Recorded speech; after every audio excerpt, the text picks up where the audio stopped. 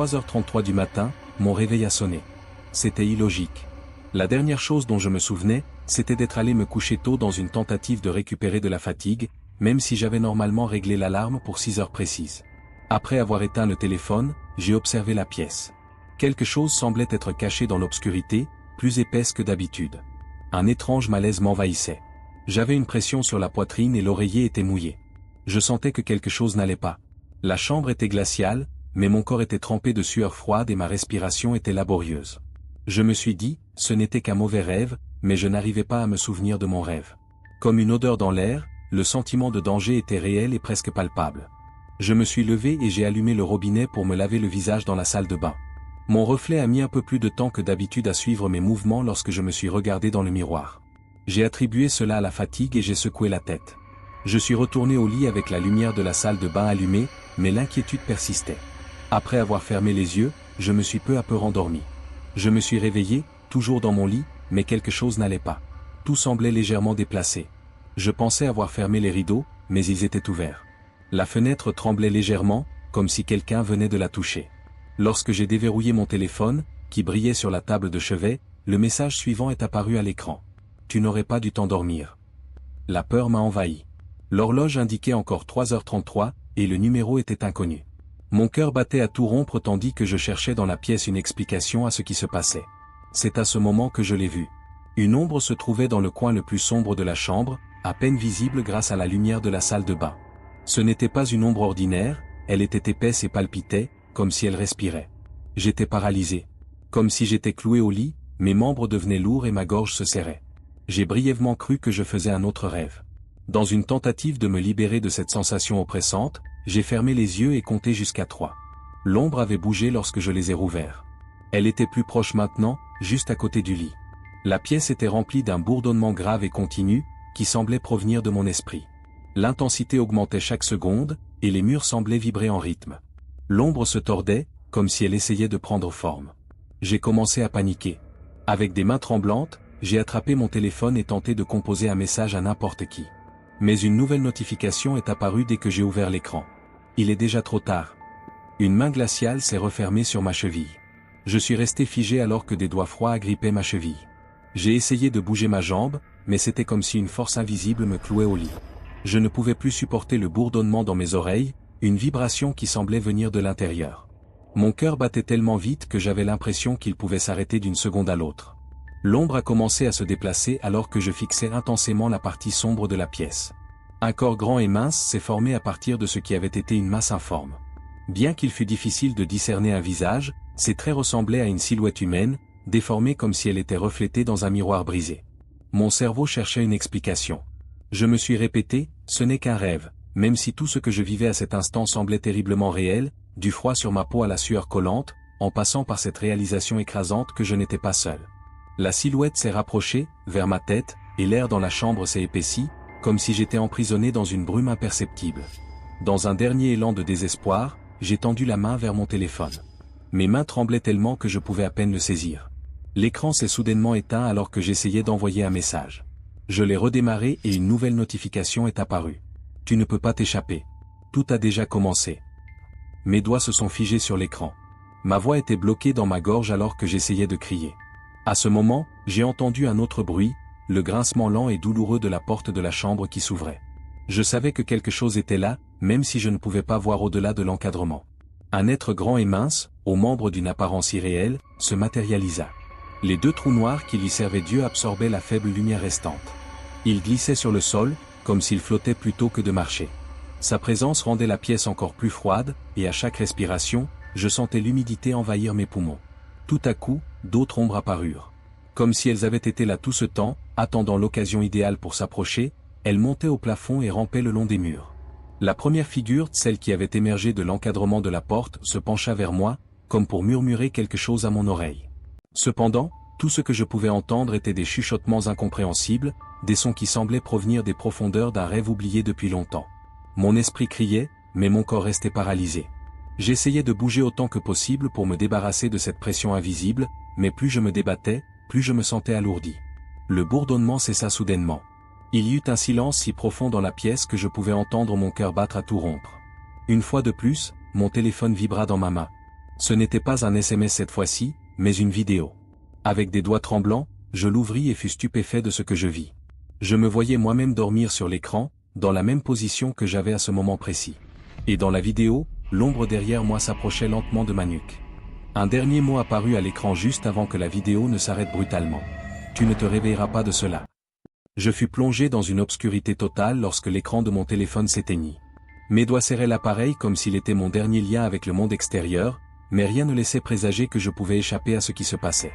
Derrière moi se trouvait l'ombre que j'avais vue dans la vidéo, et je sentais sa pression croissante sur l'arrière de ma nuque. L'air dans la pièce devint irrespirable, comme si chaque particule pesait sur ma poitrine. J'étais incapable de crier ou de bouger. Cette nuit interminable semblait figer le temps. La lumière de la salle de bain clignota une dernière fois avant de s'éteindre complètement. Il faisait noir, totalement noir. Je pouvais entendre une respiration, mais ce n'était pas la mienne. Un écho sinistre, qui imitait chaque inspiration et expiration avec une seconde de retard, respirait en même temps que moi. Puis je l'ai senti, une main froide effleurant doucement ma nuque, savourant apparemment l'instant. Mon corps réagit instinctivement. Je me retournai brusquement, mais il n'y avait personne. Cependant, quelque chose avait changé. La pièce n'était plus la même. L'air sentait la boue humide et la pourriture, les murs étaient couverts de moisissures noires, et l'horloge sur la table de chevet indiquait de nouveau 3h33. J'avais l'impression d'être entré, sans le savoir, dans un autre endroit. La porte de la chambre s'ouvrit brusquement, révélant un couloir immense. Ce n'était pas le couloir de ma maison. À mesure qu'elle se rapprochait de l'horizon, les parois sombres se rétrécissaient. Le sentiment que quelque chose de terrible se trouvait dans la pièce avec moi me poussa à me lever, bien que je sache que je n'aurais pas dû partir. En avançant dans le couloir, je remarquai que mes pas résonnaient de manière inquiétante, comme si quelqu'un d'autre me suivait et imitait mes mouvements. Le bourdonnement dans mes oreilles revint, plus proche et plus fort à chaque pas. Je savais que quoi que ce soit qui me poursuivait jouait avec moi, attendant que j'atteigne le bout de ce long couloir. Mon téléphone vibra de nouveau dans ma main. Cette fois-ci, c'était un appel. Bien que je ne connaisse pas le numéro, je décrochai immédiatement dans l'espoir qu'une voix humaine m'aiderait à retrouver ma lucidité. De l'autre côté du combiné, j'entendis ma propre voix. « Pourquoi continues-tu de fuir? Tu sais qu'il n'y a aucune échappatoire. » Mes pensées étaient sur le point de s'effondrer. Le téléphone tomba de ma main et se brisa en morceaux au sol. Comme si cette voix était devenue incrustée dans mon esprit, l'écho de l'appel continuait de résonner et de se rejouer dans ma tête. Le couloir semblait rétrécir seconde après seconde, et l'obscurité derrière moi avançait lentement mais sûrement. Je finis par atteindre le bout du couloir. Une porte se trouvait là. Sans réfléchir, je l'ouvris, traversai de l'autre côté et me retrouvai immédiatement dans ma chambre. Les rideaux étaient tirés, le lit impeccablement fait, et l'horloge de la table de chevet affichait précisément 6 heures. Comme si rien ne s'était passé, l'air était clair et paisible. J'ai brièvement cru que tout cela n'avait été qu'un rêve. Je me laissai tomber sur le lit, sentant une vague de détente m'envahir. J'essayais de me relaxer en fermant les yeux un instant. Cependant, en les rouvrant, une notification apparut sur l'écran, et le téléphone était toujours posé sur la table de chevet. Je te verrai ce soir. Le froid revint, et dans le reflet de l'écran, je pouvais voir l'ombre derrière moi, s'approchant de plus en plus.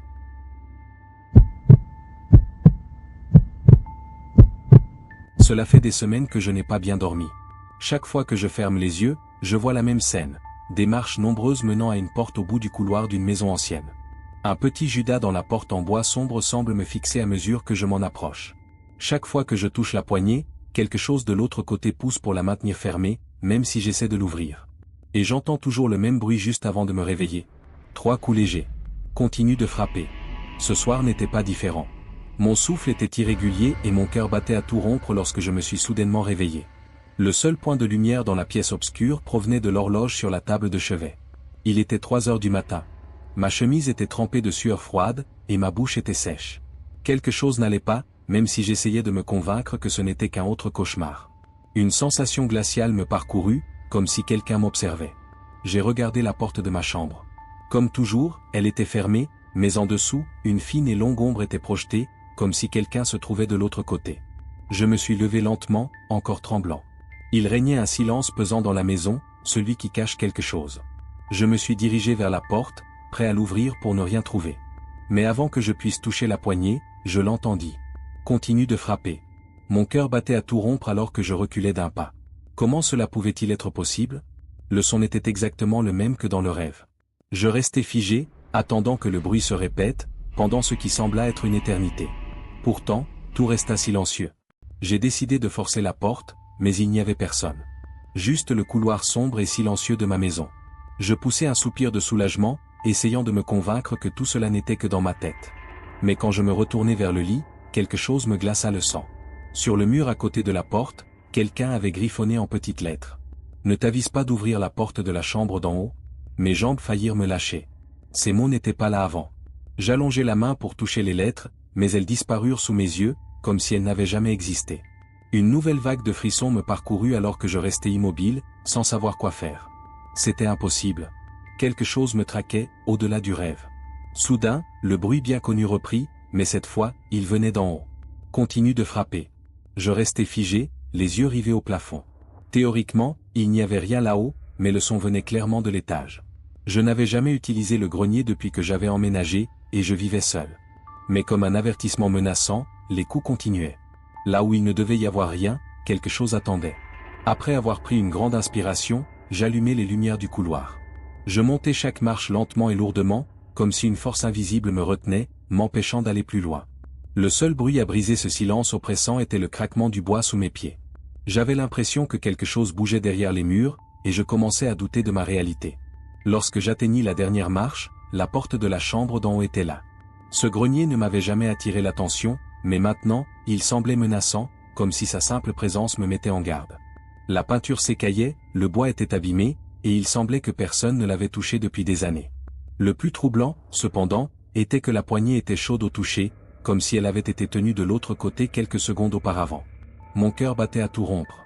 Mes mains refusaient d'obéir à cette voix intérieure qui me suppliait de ne pas ouvrir la porte.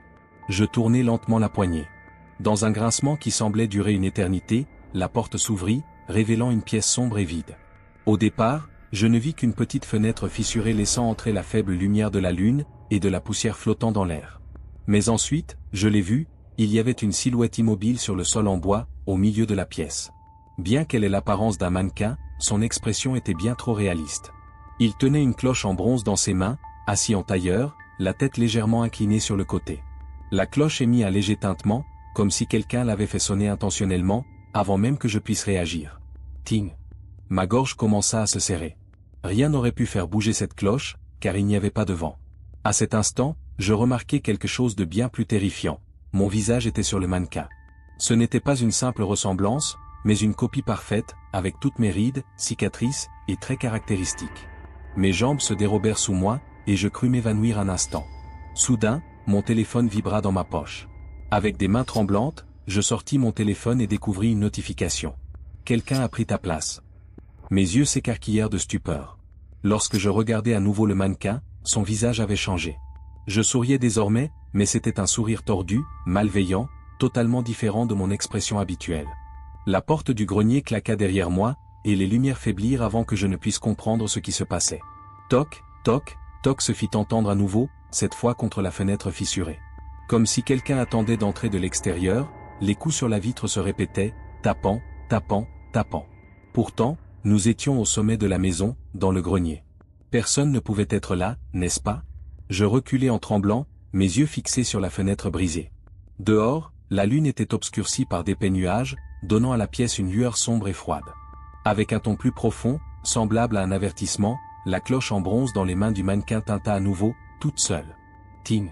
Je parcourus la pièce du regard, cherchant une issue. La porte par laquelle j'étais entré avait une poignée bloquée. Malgré tous mes efforts, elle refusait de s'ouvrir. La maison semblait jouer avec moi, comme si elle était vivante. Chaque fois que je détournais le regard, le mannequin semblait se rapprocher légèrement. Je n'étais pas sûr s'il avançait vraiment ou si c'était une illusion. Mon téléphone vibra de nouveau dans ma poche. Lorsque je l'ouvris, une nouvelle notification apparut. Regarde par la fenêtre. Mes mains tremblaient violemment. Une force plus puissante me poussait à obéir à cet ordre, même si chaque fibre de mon être me suppliait de ne pas le faire. Lentement, je m'approchai du verre brisé jusqu'à pouvoir voir ce qu'il y avait dehors. Ce que je vis me fit perdre pied. C'était moi. Je me vis debout au milieu du jardin, regardant vers le haut, exactement là où je me trouvais, dehors sous la pluie. Mon autre moi souriait, mais ses yeux étaient vides, dépourvus de toute âme. Comme s'il savait que je l'observais, il leva soudain la main et me fit un signe de la main, lentement. Puis il désigna la porte derrière moi. Lorsque je regardai rapidement en arrière, le mannequin avait disparu de sa place. Avant que je ne puisse réagir au frisson dans ma nuque, quelque chose me poussa violemment. Je glissai au sol, me cognant la tête. Tout devint noir un instant. Lorsque je repris conscience, j'étais à l'extérieur du grenier. Je me tenais sur la pelouse détrempée par la pluie, regardant vers la fenêtre de la pièce du haut. De là, je pouvais voir mon propre visage me fixer avec le même sourire vide que j'avais vu plus tôt. J'essayais de bouger, mais mes jambes et mes bras ne répondaient plus. Je réalisais alors que j'étais dans le corps du mannequin. J'étais là-haut, vivant ma vie, parce que quelque chose avait pris possession de mon corps. Encore une fois, le téléphone vibra dans ma poche. Je le sortis avec des mains tremblantes et lus la notification la plus récente. Profite de ta nouvelle maison. Je levai à nouveau les yeux, mais cette fois, j'étais seul dans l'obscurité, tandis que la silhouette à la fenêtre éteignait la lumière. La pluie tombait lourdement, et je compris que je ne rentrerais jamais chez moi, car j'étais piégé dans ce corps étranger.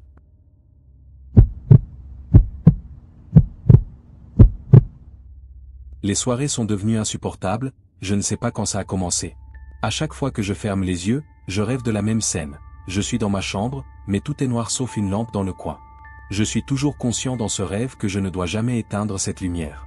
Si je le fais, quelque chose d'horrible va arriver. Mais comme si mes mains refusaient d'obéir, j'éteins la lampe à la fin de chaque rêve. Et à ce moment précis, j'entends une voix froide murmurer à mon oreille. Il arrive. Mon cœur bat à tout rompre et je suis en sueur quand je me réveille, sans savoir ce qui arrive. Au début, je pensais que c'était juste un rêve étrange, mais à force de le revivre chaque nuit avec la même précision, j'ai commencé à craindre de dormir. J'ai longuement réfléchi et décidé que cette nuit, je ne devais pas éteindre la lumière dans ma chambre. J'ai délibérément laissé la lampe allumée pour me protéger. Mais alors, quelque chose d'étrange s'est produit. Je me suis réveillé brusquement à 2h45. J'avais laissé la lampe allumée, mais maintenant, elle était éteinte. Un frisson me parcourut. Comment cela avait-il pu se produire? Je n'avais pas pu l'éteindre en dormant. Même si la pièce était plongée dans le noir total, je savais que je n'étais pas seul. Mon corps était figé, comme si quelque chose me retenait au lit tandis que j'essayais d'atteindre l'interrupteur. Puis je l'ai entendu. Un frottement doux, comme si quelqu'un traînait son pied sur la moquette. Le bruit venait de l'endroit où se trouvait la lampe. Mon cœur battait si fort que j'avais l'impression qu'il allait exploser. J'ai tenté de me convaincre que tout était dans ma tête, mais chaque fois que je tentais de me détendre, les pas se rapprochaient.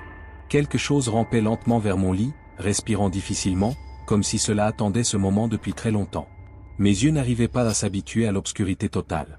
Puis soudainement, j'ai senti un poids sur le matelas, comme si quelqu'un s'était assis au bord du lit. Un frisson me glaça. J'étais incapable de bouger, même pour allumer la lumière ou saisir mon téléphone.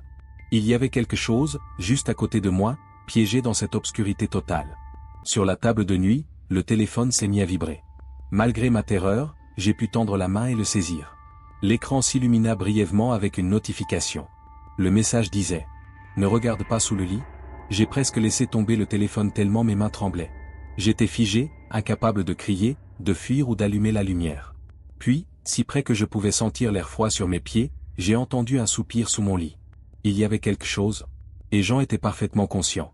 Je commençais à respirer de manière irrégulière. Le message continuait de briller sur l'écran. Ne regarde pas sous le lit.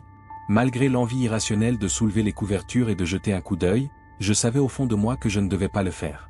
Pourtant, la peur et la curiosité se battaient en moi, comme si quelque chose en dehors de moi me poussait à voir. Dans l'obscurité, les pas légers continuaient à tourner autour du lit. Comme si quelqu'un prenait plaisir à ma terreur, le murmure sous le lit se transforma en un rire bas et étouffé. J'ai tenté de bouger, mais mon corps est resté immobile, coincé dans cette paralysie désespérée. Puis, une sensation encore pire s'empara de moi, un contact furtif sur la plante de mon pied. Quelque chose de rugueux et froid, comme une main, m'avait touché. J'ai dû déployer une force surhumaine pour ne pas hurler, ma gorge s'étant contractée. Dans l'espoir que la lumière m'apporterait une quelconque sécurité, j'ai saisi mon téléphone des deux mains. J'ai pointé la lumière vers le sol et l'ai allumée. Mais ce que j'ai vu me fit regretter de l'avoir fait. Sous le lit dépassait une main osseuse et pâle, avec de longs doigts recourbés vers moi comme des griffes. La lumière du téléphone fit disparaître brièvement la main, mais elle réapparut lentement, comme si elle essayait de revenir sous l'appareil photo, tel un spectre. Le téléphone vibra de nouveau dans ma main avant que je ne puisse réagir. Un nouveau message s'afficha à l'écran. Maintenant, c'est derrière toi. La peur m'envahit comme une vague glacée. Je sentis chaque fibre de mon corps se tendre.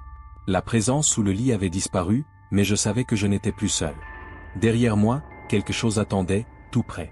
J'avais peur de ne pas mourir, mais il était impossible de résister à cette impulsion terrifiante. Con le téléphone tremblant dans mes mains, je tournai lentement la tête, et il était là.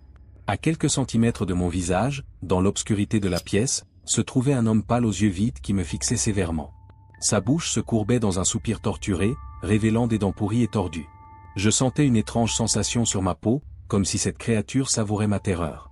Enfin, mes muscles se libérèrent et je poussai un cri désespéré.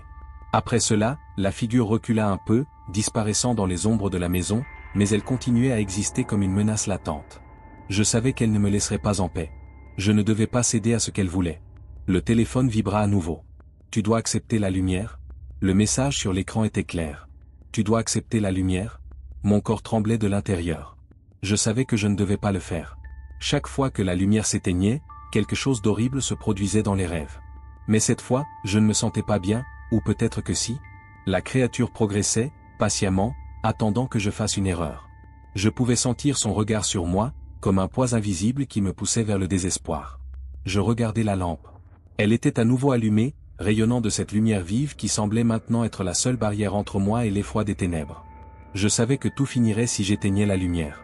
Mais si je ne le faisais pas, combien de temps cette présence guettante continuerait-elle, même au-delà des rêves? Mes doigts tremblaient alors que je m'approchais de l'interrupteur du câble. La maison semblait contenir l'étrange avec moi. Puis j'entendis cette voix rauque et solennelle qui hantait mes cauchemars. « Fais-le. Éteins-la. » Comme si mes mains ne m'appartenaient plus, elles avancèrent alors que mon esprit se rebellait. C'était comme si la créature m'avait pris en otage, m'obligeant à accepter la lumière. Mais cela ne fonctionnait pas. Je luttais avec chaque fibre de mon être. Mes doigts tirèrent sur l'interrupteur dans un mouvement brusque et involontaire. Clic. L'obscurité envahit tout. Il y avait un silence complet, comme si le monde extérieur avait disparu. Mon cœur battait férocement, mais je n'entendais plus rien. Puis, quelque chose de froid frôla ma joue. Un murmure glacial effleura mon oreille. « Tuez-moi maintenant !» J'essayais de crier, mais aucun son ne sortit de ma bouche. Je sentais la force de mains invisibles m'envelopper dans les ténèbres. Je voulais bouger, lutter, mais mon corps refusait de réagir. Je sentais les griffes de la créature s'enfoncer dans ma peau, comme si elle prenait possession de moi. Puis, dans un éclair de lucidité, la lumière réapparut. L'appartement était tel qu'il avait été avant, avec mon lit en désordre et la lampe toujours allumée dans le coin. Je regardais autour de moi, cherchant des traces de ce qui venait de se passer, mais il n'y avait aucun signe de la créature. Tout semblait normal. Je soupirais de soulagement, supposant que tout cela n'avait été qu'un autre rêve. Cependant, en sortant du lit, je ressentis quelque chose d'étrange sur ma peau. Mes jambes et mes bras étaient couverts de marques de griffes, comme si cette chose dans l'obscurité m'avait vraiment attaqué. Ce n'était pas un rêve. Le téléphone vibra une dernière fois. Je le sortis de ma poche et regardai l'écran. Un nouveau message était arrivé, bref et direct. « Nous sommes là ce soir ?»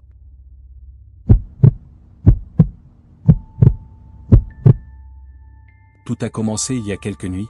Dans mon rêve, je voyageais dans un train étrange et ancien, avec des lumières vacillantes et des wagons vides.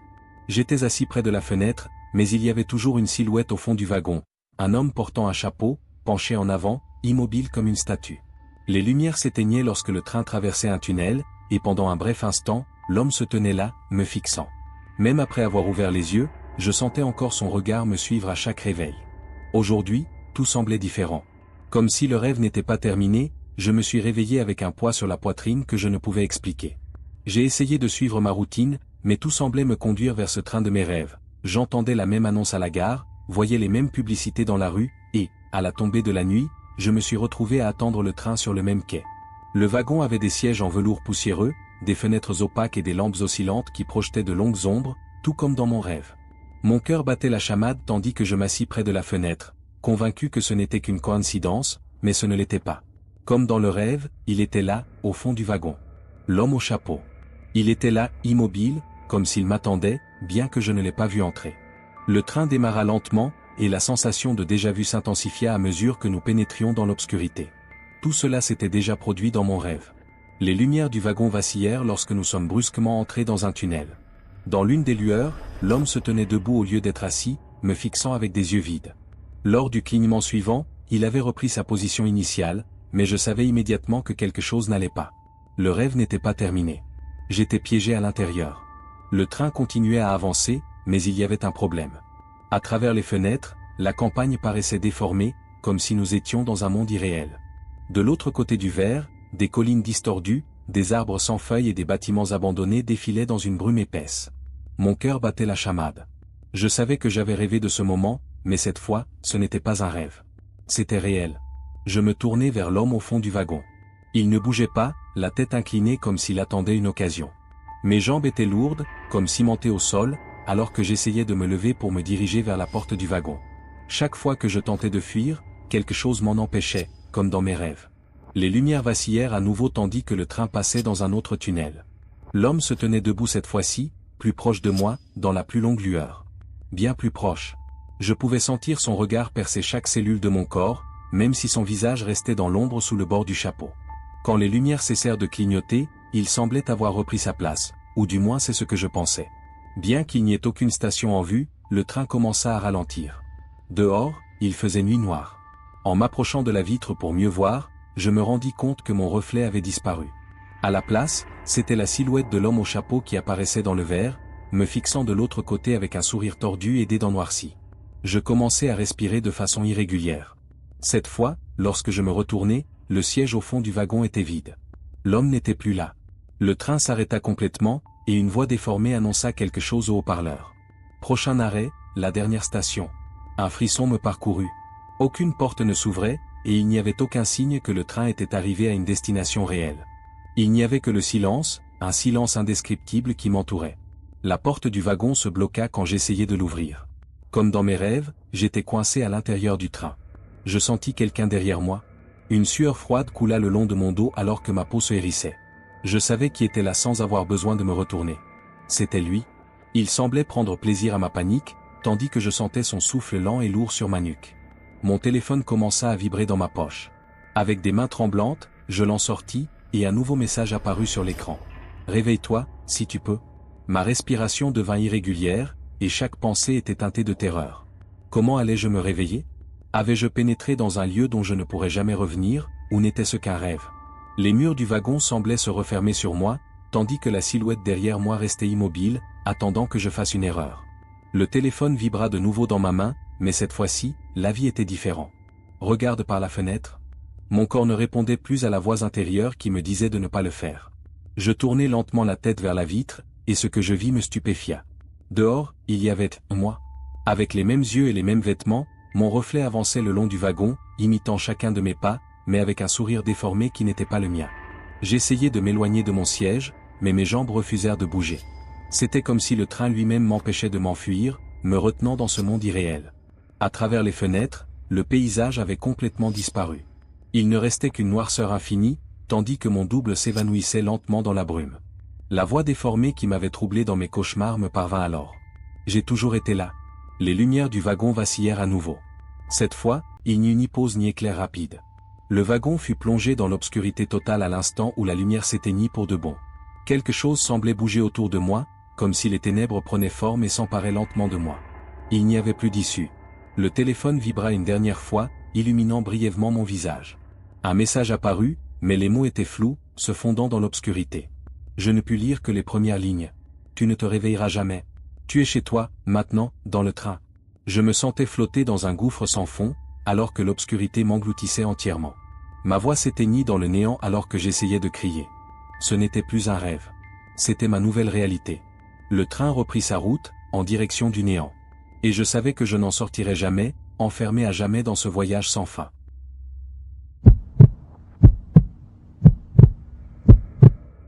La maison a commencé à apparaître fréquemment dans mes cauchemars, bien que je ne sache pas exactement quand cela a commencé.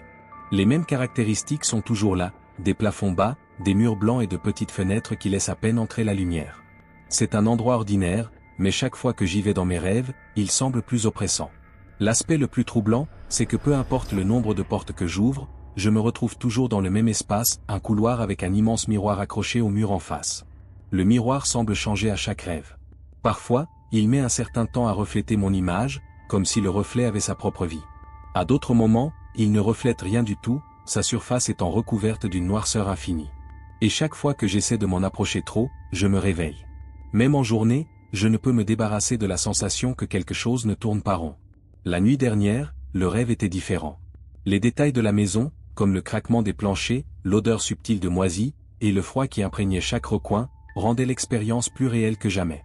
Cette fois, j'ai traversé les couloirs avec un étrange sentiment de détermination, comme si je savais que la pièce du miroir renfermait quelque chose d'important. Les fenêtres étaient aussi minuscules qu'avant, ne laissant entrer qu'un filet de lumière, et il n'y avait aucune porte ouverte. Le miroir semblait plus grand et plus lourd que dans mes souvenirs, recouvrant tout le mur opposé. J'avais un pressentiment qui me disait de ne pas m'approcher, mais le miroir semblait m'appeler. J'ai été stupéfait de voir que mon reflet était absent lorsque je me suis penché dans sa direction. De l'autre côté du verre, cependant, un couloir sombre se dessinait, comme si le miroir était une porte vers un autre endroit. L'air autour de moi s'épaississait, et je n'ai pas pu m'empêcher de tendre la main pour toucher la surface. À ma grande surprise, ma main a traversé le miroir facilement lorsque je l'ai tendu. Une sensation glaciale a parcouru mon bras, comme si j'avais plongé ma main dans de l'eau glacée. J'ai essayé de la retirer, mais quelque chose de l'autre côté m'en empêchait. Quelqu'un ou quelque chose me retenait. De longs doigts squelettiques enserraient mon poignet et m'attiraient lentement vers l'obscurité. C'est à ce moment que je me suis réveillé brusquement, haletant et trempé de sueur. Malgré le silence dans ma chambre, je me sentais très mal à l'aise. J'ai tenté de me convaincre que ce n'était qu'un autre rêve en me levant du lit. Mais lorsque j'ai regardé le miroir accroché au mur, j'ai remarqué qu'il était légèrement déséquilibré, comme si quelqu'un l'avait déplacé. Mon cœur se mit à battre à tout rompre. Je m'approchai pour le redresser, mais lorsque je le fis, je fus figé sur place. Malgré mes lèvres fermées, mon reflet souriait. Le sourire disparut rapidement, comme s'il n'avait jamais existé, mais je savais qu'une chose du rêve m'avait suivi. Je n'ai pas pu dormir après avoir vu ce sourire déformé. En espérant que le reflet ne change plus de lui-même, je suis resté assis sur le lit à fixer le miroir. Il régnait une lourdeur oppressante dans la pièce. Même l'air semblait s'être figé, comme si des forces invisibles se cachaient dans l'obscurité. Le miroir se tordit légèrement à nouveau vers 3h15, comme s'il avait été poussé par une main invisible. Un frisson parcourut ma colonne vertébrale. Le froid dans la pièce était bien trop palpable, même si j'étais certain que tout cela n'était qu'un rêve. Mais étais-je encore en train de rêver? J'ai décidé de retourner vers le miroir, cette fois avec mon téléphone pour éclairer la surface. Mon reflet était là, normal. Mais plus je l'examinais, plus je remarquais de petites erreurs. Je n'avais pas bougé la tête, pourtant elle était inclinée légèrement sur le côté. Parfois, quand je ne clignais pas des yeux, mon reflet le faisait. Il semblait décalé par rapport à moi. Soudain, la lumière de mon téléphone s'éteignit brusquement, laissant la pièce dans une obscurité totale. Mon cœur battait à tout rompre. Des phrases incompréhensibles se répétaient dans un murmure à peine audible, comme si elles provenaient de l'intérieur du miroir. Quelque chose de l'autre côté m'appelait, et je me sentais irrésistiblement attiré à le toucher. Ma main s'enfonça dans la surface du miroir, comme si elle passait à travers de l'eau. Mon reflet disparut, et à sa place, le même couloir sombre que j'avais vu dans mon rêve se matérialisa. Contre toute raison, je franchis le miroir. L'air à l'intérieur semblait appartenir à un autre monde, et le froid me frappa immédiatement. De l'autre côté se trouvait un petit couloir aux murs humides, avec le son constant de gouttes de pluie résonnant au loin. Quand je me retournai, le miroir avait disparu. Derrière moi, il n'y avait qu'un mur lisse. Il n'y avait plus de retour possible. J'étais piégé de l'autre côté, dans ce monde que je ne connaissais que dans mes cauchemars. Tandis que je m'avançais dans le couloir, je sentais l'obscurité se refermer autour de moi. Un bourdonnement sourd commença à envahir l'air, résonnant dans mes oreilles comme un avertissement, et chaque pas devenait de plus en plus lourd. Au bout du couloir, je remarquai une porte, semblable à celle de ma chambre, mais entièrement noire. Quand je l'ouvris, je me retrouvai à nouveau dans ma chambre, ou du moins dans une version déformée. Tout était à sa place, mais quelque chose n'allait pas. Les couleurs étaient ternes, comme si la vie avait été aspirée hors des environs. Mon reflet était toujours là dans le miroir, mais il ne me suivait pas cette fois-ci. Il me fixait droit dans les yeux, sans même cligner des yeux, comme s'il attendait que je fasse un faux pas. Derrière moi, j'entendis la porte de la chambre s'ouvrir. Mon cœur battait dans ma poitrine, et je me retournai brusquement au son de la porte qui s'ouvrait. Il n'y avait personne dans la pièce. La porte était ouverte, mais il n'y avait personne, comme si quelque chose était passé sans que je le voie. Le froid devint insoutenable. Lorsque je regardai à nouveau dans le miroir, mon reflet était toujours là, mais il arborait maintenant un large sourire, un sourire qui ne m'appartenait pas. Mon sang se glaça. J'essayai de détourner les yeux, mais le sourire de mon reflet s'élargit encore, tordant mes traits jusqu'à devenir un rictus menaçant. Il s'amusait. Puis, mon reflet bougea tout seul. Il leva lentement la main et me fit un geste en direction de la porte ouverte. Ce n'était pas mon mouvement. Le message était clair, quelque chose d'irrévocable se produirait si je franchissais cette porte. Mon téléphone commença à vibrer dans ma poche. Avec des mains tremblantes, je le sortis et vis l'alerte. Choisis, soit toi, soit lui. Mes pensées étaient en plein chaos.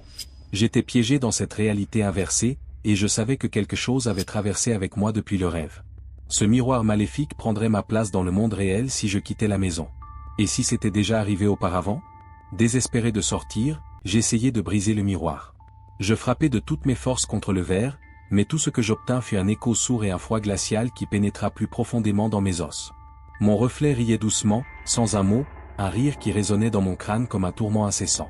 La porte de la chambre grinça légèrement en s'ouvrant un peu plus. Sa présence semblait se rapprocher, comme une ombre invisible prête à entrer et me condamner. Je devais choisir, traverser la porte ou rester à jamais prisonnier dans cette chambre inversée. Mes mains tremblaient. Désespéré de partir avant qu'il ne soit trop tard, je courus vers la porte. Alors que j'étais sur le point de la franchir, j'entendis une voix derrière moi. « Merci de m'avoir laissé entrer. » À la dernière seconde, je me retournai, mais il était trop tard. Mon reflet n'était plus dans le miroir. En réalisant ce que j'avais fait, un sentiment de nausée me submergea. J'avais libéré quelque chose. Quelque chose qui n'avait pas sa place dans ce monde. Tout semblait normal lorsque je passais la porte. Le miroir était à nouveau droit sur le mur, la température s'était stabilisée, et ma chambre était en ordre. Tout semblait être terminé. Pourtant, au fond de moi, je savais que ce n'était pas le cas. Ce soir-là, alors que j'essayais de m'endormir, j'entendis un léger murmure près de mon oreille, suivi d'un rire étouffé. Quand j'ouvris les yeux, je vis mon reflet dans le miroir. Cette fois, il ne bougeait pas du tout. Maintenant, c'était moi qui étais piégé dans le miroir.